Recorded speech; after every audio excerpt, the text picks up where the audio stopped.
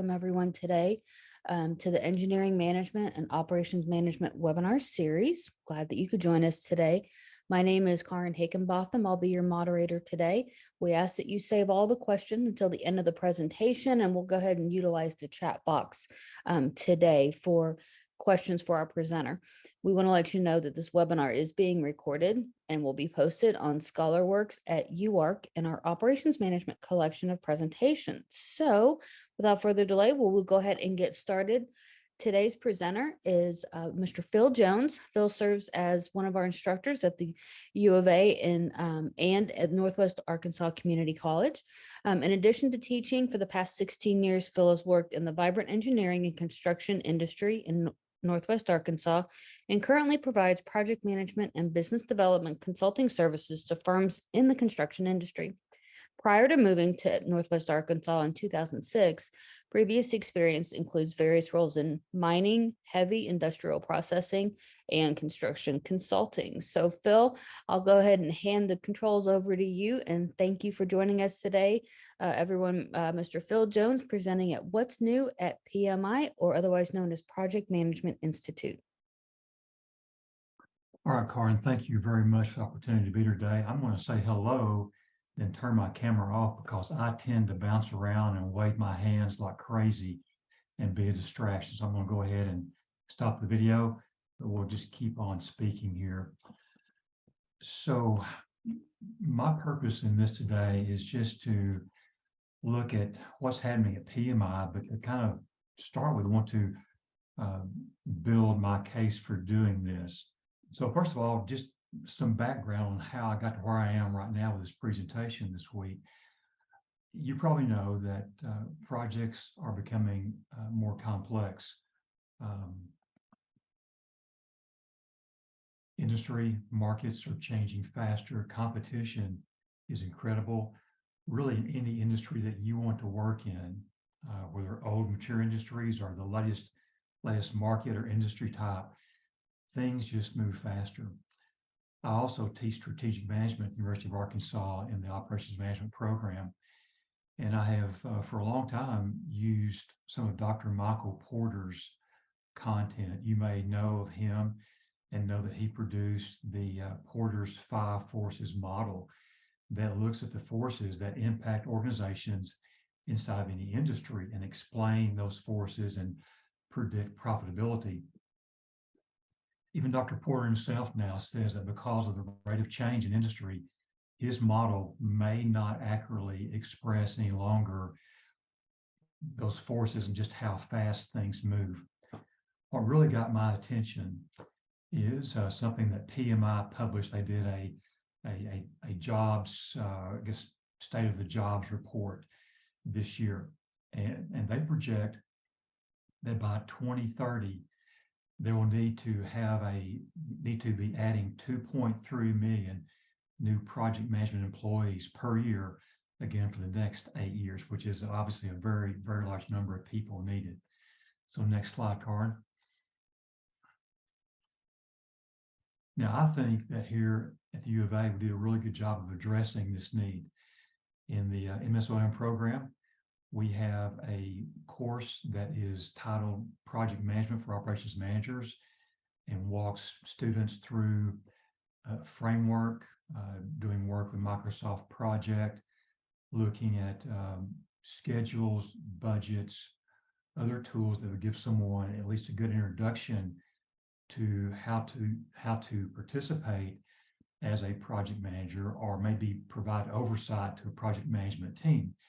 We also offer an advanced project management course that takes students to the next level, more work in Microsoft Project, more work in looking at what are sometimes called troubled or low-performing projects, how to address those, how to make those better. And we also offer a 4-course PM certificate. So where I got to with this is that because that we integrate or incorporate PMI content in our courses, anytime that PMI does something that appears to be significant, makes a major change in how they express their content, we need to stop and take a look at that and then see how that might impact how we teach our project management courses. To be clear, the courses that we teach in this program, these are not PMI prep courses, but they'll help our students who choose to go on and pursue maybe a CAPM or a PMP exam, at least have a good foundation, then to prep for the exam and do well when they take that exam. Next slide, please. Oh, I'm sorry, if you don't mind, back up one more. Just back up one.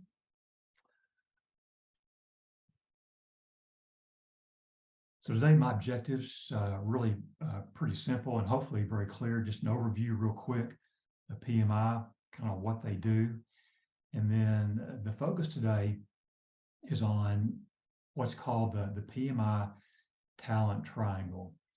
And I think of this maybe as the North Star of how PMI expresses what a project manager should look like, if I can say it that way, and also as a focus for how they organize the training they offer to users of PMI content. Next slide, please. So PMI, a large organization, 700,000 members as of today, and probably about 2 million more people on some time or the other access PMI content and look at some of the articles, the findings, the research they publish on a regular basis. And I think from what I've experienced, I do have one PMI certification. From what I've seen, what I've experienced, what others tell me is that really PMI is thought to be the gold standard when it comes to advancing the PM profession and then offering certifications, training, literature, those type of things.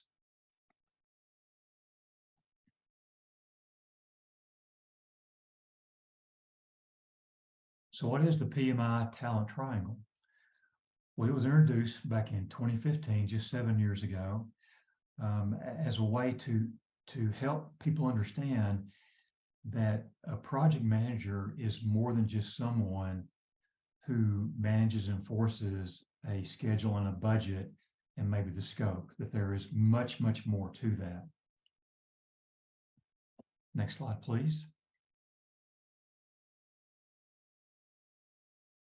PMI offered some surveys back in actually prior to 2015, reached out, surveyed businesses, industry, project stakeholders, project owners, and the feedback that was received was that those stakeholders in projects, those project owners and others, expected the PMs involved in their projects to not only be able to expertly manage schedule, budget, scope, quality, change orders, and so on, but also really fit inside that organization and be able to lead, influence people, and understand what the business organizational strategies were.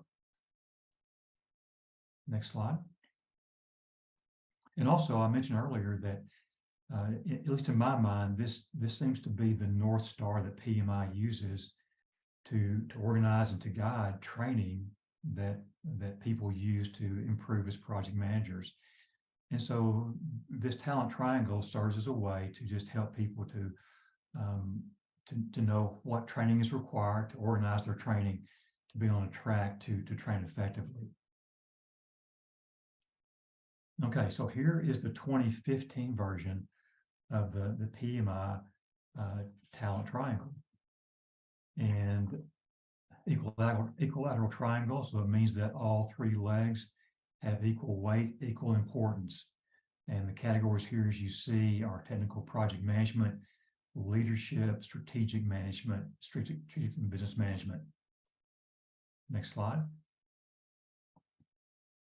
So looking at these just very, very briefly, very high level.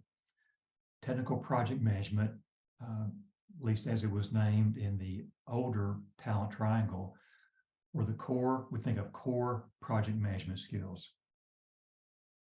As I said earlier, things like managing budgets, schedules, quality, change orders, then also frameworks, whether it be predictive or waterfall type approach, or an agile or a hybrid agile approach. So these are things that people definitely who work as PMs need to have in their holster, but also those who look at PMs expect those project managers to have these skills. Leadership, we'll discuss this more in a few minutes. Interesting how this term has evolved over time.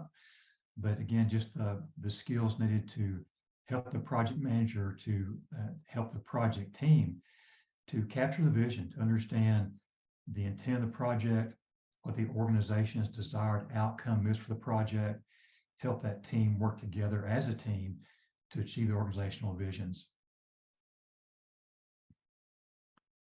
And then finally, strategic and business management. The PMs, so let me back up. Project stakeholders want PMs to be able to understand where this project fits in the organization's overall goals, strategies, and tactics. Because when done properly and selected properly, a project should help that organization, some way or the other, receive joint value and then advance their strategy, goals, and also support different tactics. So here again, here's the old 2015 version. And so the question is, what has changed? So you see that the new talent triangle, still a triangle, equilateral triangle, but the new terminology is now ways of working, power skills, and business acumen. And then you see here underneath the labels or the names for these different attributes, characteristics, and skills. You see them listed in what's now the new talent triangle. It's interesting. There's been looking out at the response to this, there's been a fair amount of comment, if not pushback, on the label power skills. This was, of course, called leadership previously, sometimes referred to as soft skills. So one of the questions is why is PMI making this change to something called power skills? And the idea seems to be that not just leading people, but also the opportunity or the need to be able to influence people, even though we're not leading someone, still may be in a position to influence that person. So again, we think of these sometimes as soft skills, whatever, but now PMI now calls these leadership skills. So why the change? Why did PMI make this change? And again, certainly it has the project management environment looking at this, talking about this, commenting on this. So what PMI has explained this change, the reason for this change as, you see here that, again, because of the rate of change, because of the pressure of competition, new markets being added on a regular basis, things that did not even exist maybe a year ago exist now. Now there's a market for it, now competitive pressures. So because of all of this and great expectations from stakeholders toward the PMs, that project professionals now just have to be better equipped, more resourceful, more nimble, more agile, to use that term, to be able to be effective as the project manager.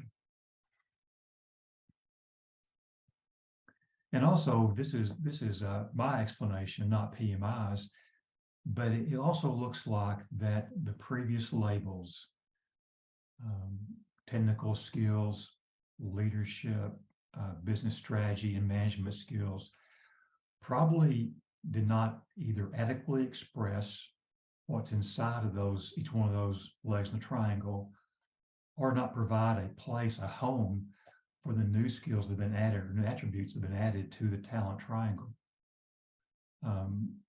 one comment I saw was that one person's comment was that when he previously saw the name technical skills, that made him think about technology, and in some ways kind of shut out other skills needed by project managers.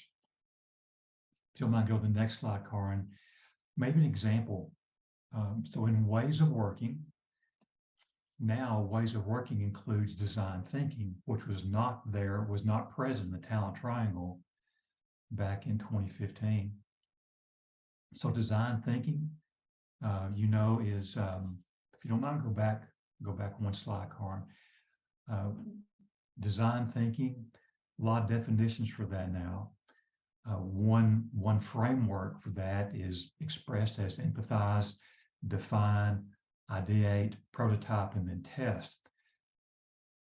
This is a method, a framework that allows a PM to be a solution developer early in the project to understand what the needs of the project stakeholders are, project sponsor, end users, all involved in the project, and create solutions that better meet the needs of those stakeholders rather than just be a problem solver down deep in the project. In fact, it's interesting as a side note that there are many universities and colleges now that, in an effort to help students understand and develop design thinking abilities and skills and attributes, now integrate different disciplines into one building. Here in Northwest Arkansas, up the road a little ways, is a community college called NWAC, Northwest Arkansas Community College. They built a new building, finished it probably 3 years ago now. It's called the Integrative Design Lab. And in that lab, they house their construction technology program and their fine arts program. And that way, those students interact with each other. And so it helps the art students understand the processes required to produce something. And it helps the construction tech students understand how to think beyond just schedule and budget, but also, again, develop solutions that meet the stakeholders' needs. So the impact, the way I look at this is that it helps to provide a framework for training, to give focus to training, to let someone who's trying to acquire the next set of skills, the next certification, certificate, whatever it might be, to know how to structure, design, and go about taking their training. Then also, I think, very importantly, to any project manager who wants to be a project manager, or want to be, is that this is a reminder that project managers need to be more than just one dimension, but have all these skill sets to be able to, again, develop solutions and then run that project to produce the needs of that organization. So last topic for a few moments are some new certifications, actually certificates. So citizen developer, go to the next slide, please, Karin. Citizen developer. So there is a trend now to a trend for individuals who are not trained as coders to take what are called no-code or low-code platforms and develop software applications. Two of those are Microsoft Power Apps, then a platform called Appian. And again, this would let an organization use people who are not dedicated IT folks or trained in coding and software development to produce apps. And of course, this certainly would have impact on human resource management and organizational structure in an organization. It's been estimated that over the next 5 years, system developers will produce 450 million apps to somehow or the other either provide a need for a marketplace or to help the organization do what they do better. This really is not a certificate per se. It is some learning modules plus an exam, but pretty easily obtained. But again, gives someone that framework to be a system developer.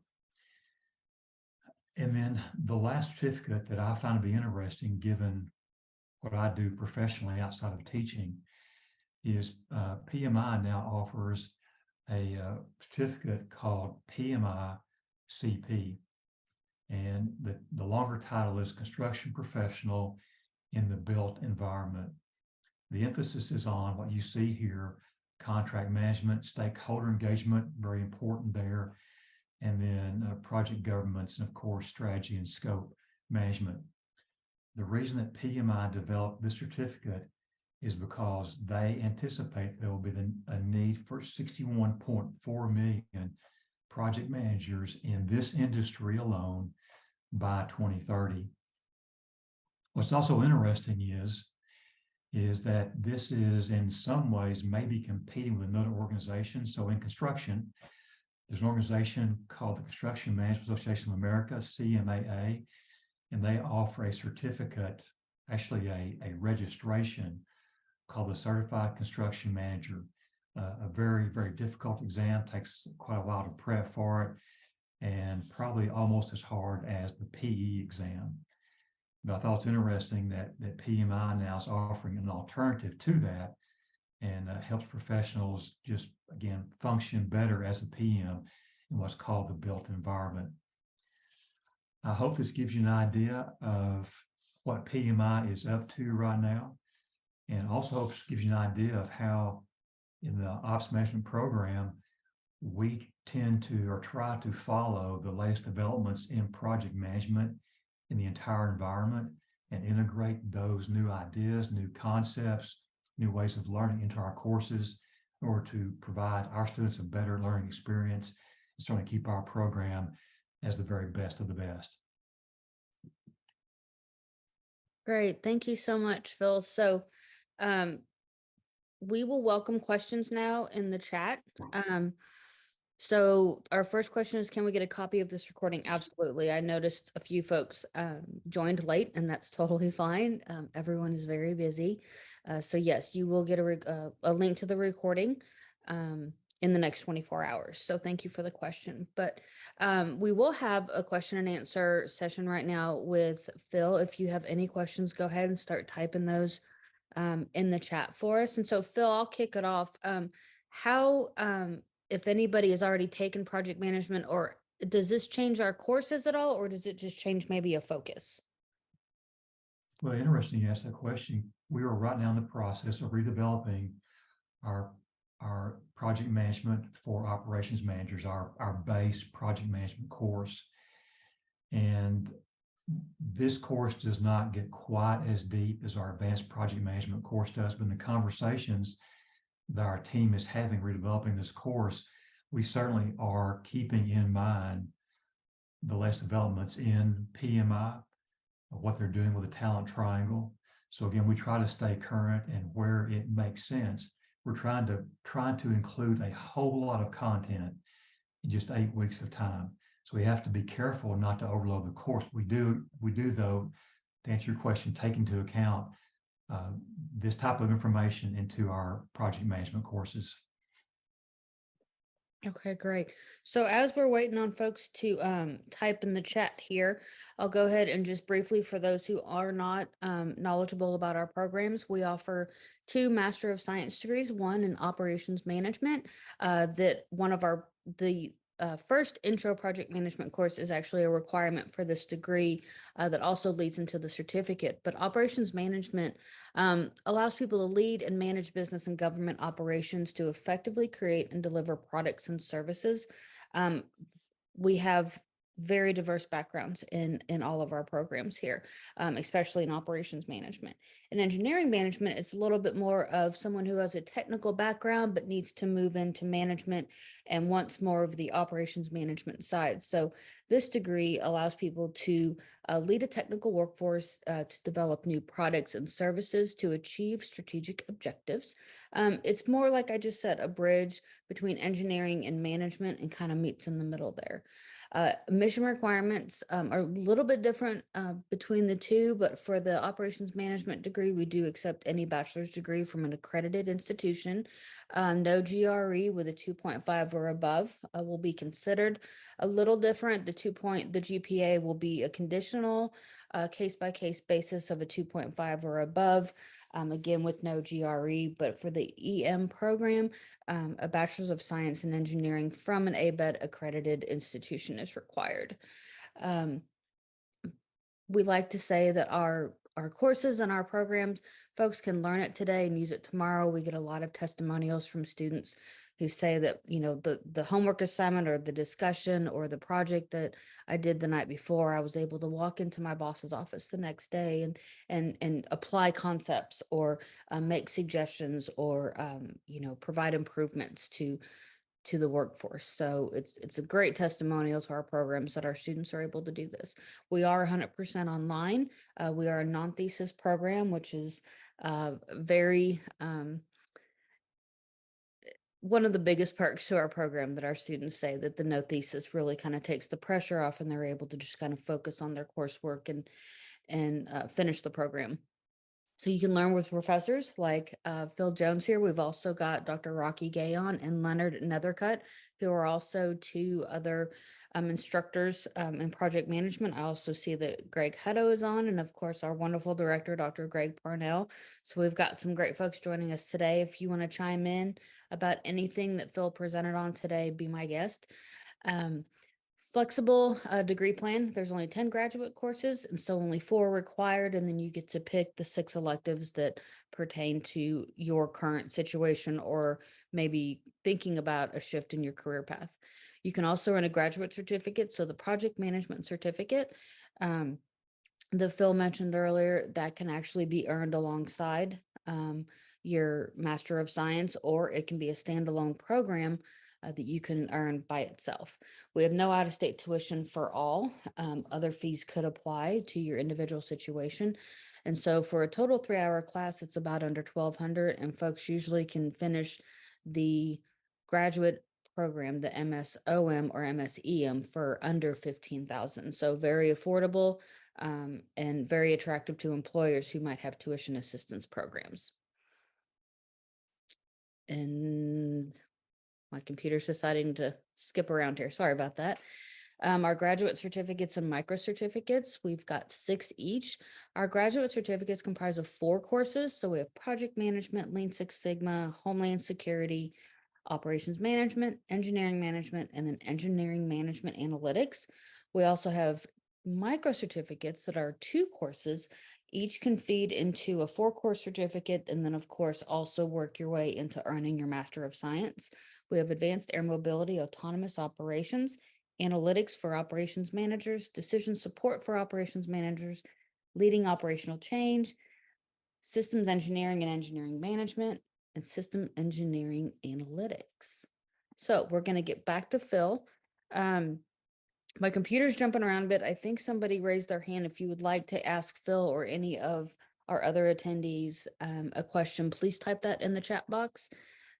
Phil, do you have anything else to add that folks might be interested in as far as how these changes may feed into the project management certificate? Well, because that certificate, one of the courses required are both the project managers and also the advanced project management class.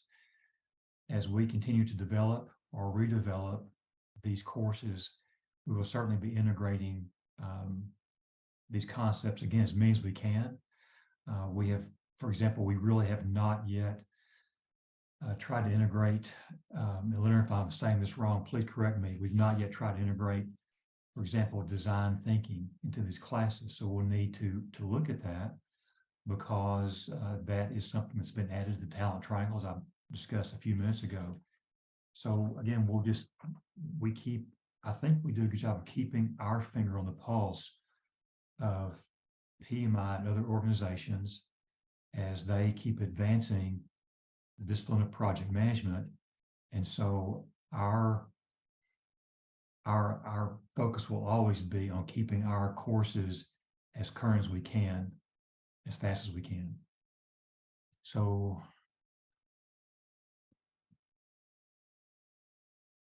we've got a question here from Kristen, and we get this a lot, Kristen.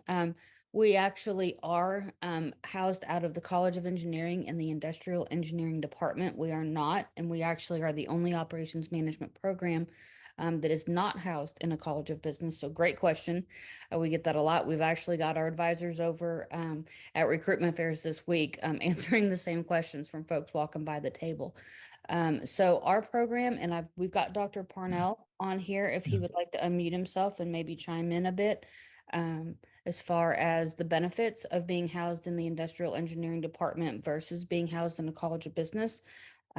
Our program uses more industrial engineering concepts that are applicable immediately. So Dr. Parnell, are you available here? Sure. Can you hear me okay? I can. Thanks for joining us, sir. Would you like to address Kristen's question? Sure.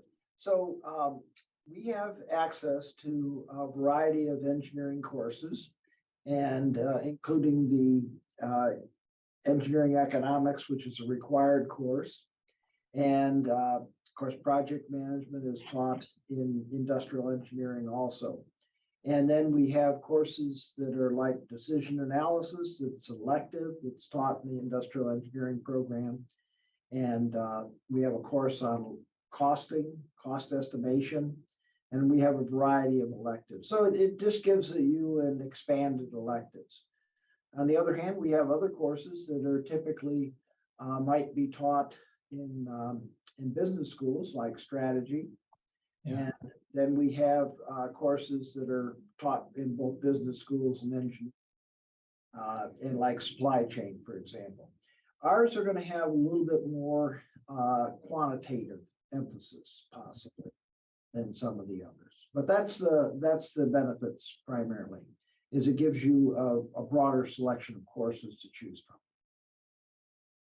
Great. Thank you so much, Dr. Parnell. So, Kristen, I'm happy to have a separate conversation with you after this. If you'd like to reach out, I can certainly email you a little bit more information as far as any more specific questions that you may want addressed.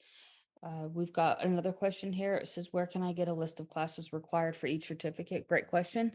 When I send a link out to the recording, I will also send links out to all of our programs, where we have one page where it has all of our programs on, and then you can click on that specific program, and then it'll outline each class that is required. Some of our certificates require just straight for courses. Others have an elective option. So just depending on which certificate you choose. But again, I'll get all that information out to everyone quickly after this session. So thank you for that. Kristen has another question. How many courses are we allowed to take in one session per semester? So another great question. So we operate on 8-week sessions. And so with that, I think Phil had kind of said that those sessions are a little more accelerated than what you would find in a 16-week semester. So it is pretty jam-packed. So depending on, you kind of need to work with your advisor. They are the experts as far as helping build your class schedule. But what we try to do for busy working professionals is provide the guidance of one class per 8-week session. Some who may be busier, have, personal lives, kids at home, busy family lives outside of this, sometimes just choose one class, like an 8-week one or an 8-week two, and then just do it that way. On average, folks do complete our program in about 18 months to 2 years, more averaging on the 18-month with our recent graduation numbers from this past spring. But again, we've got some people that say, hey, I don't really travel a lot in the spring, so I'm kind of double up and maybe take a class in the summer, because we also offer an 8-week session in the summer. But I have a really heavy travel season in the fall, so I may only be able to take one, and that's completely fine. You have up to 6 years to finish the program before the coursework does expire. Case in point, with the changes like PMI, things can change, within every 3 to 5 years. And so to stay current with the times, we're constantly evolving and improving the coursework that we offer. So the coursework does expire within 6 years, but I don't think we've ever had anybody have to come back and retake any courses. most everyone that finishes the program will finish within that 6 years. So I hope that answers your question. Kristen, again, happy to talk after the session if you want to stay on. That's completely fine. Phil, I wanted to give you the opportunity. Do you have anything else to add that maybe, like Dr. Rocky Gay, thanks for joining us today. He kind of chimed in the chat and said the talent triangle truly does emphasize the people business relationship side of the projects, which Phil, do you think that maybe that deters some people, that previous triangle maybe deterred a lot of people thinking they had to have the technical side of things in order to get into project management? No, I don't think so. I mean, the intent of that triangle back in 2015 was to make clear that project sponsors, project owners, end users, other stakeholders expected, wanted, and needed to see that in that project manager, there resided not just technical skills, but also, again, those business acumen, now called business acumen skills, and also leadership or soft skills, now called power skills. So really, I think the opposite. I think that that triangle helped to provide a framework and clarity on how people need to go about accessing training, what courses they should take, how they should develop and plan their personal growth as a project manager to make them a more, I guess, well-rounded, more complete project manager. I think it's been a really good tool since PMI released it 7 years ago now, just to, again, to help people grow in this profession. And like I said at the beginning, and once or twice in between, that given how quickly business changes, that this had to change also to accommodate it. I want to go back and answer Kristen's question also about why this program is housed in the School of Engineering rather than Walton College of Business. I'm a Walton graduate school alum. I got my MBA there, had a great experience there. They have made some changes there. And in fact, I teach for them in January every year, do a 1-week project management course for MBA students. So have involvement with them also. The focus there, probably rightfully so, is more on business strategy, finance, and retail. As Dr. Parnell said, in our program, Ops Management, you can really customize and tailor the desire you want to follow, what your interests are, what your career goals are. And we offer because we can many other classes, more classes than the Walton College of Business can, the graduate program. So I like both colleges. I guess I'm a little biased about ours because it's a really good program. Yeah, thank you for that addition. That's a great point. We just want to let everybody know, for the sake of time, in case you have to jump off and get back to your day, our next webinar, we are in the final workings of getting those details out for October, but we will have one in October and one every month like we always do. We want to thank everyone for attending. You can email us at the addresses listed below. You can visit our website for operations management or engineering management as well. We hope to see you online next month. Again, thank you all. Thank you, Phil, for your presentation. It's very interesting for the changes of PMI, and a lot of folks are going to be very interested to hear the explanation that you provided today. So thank you.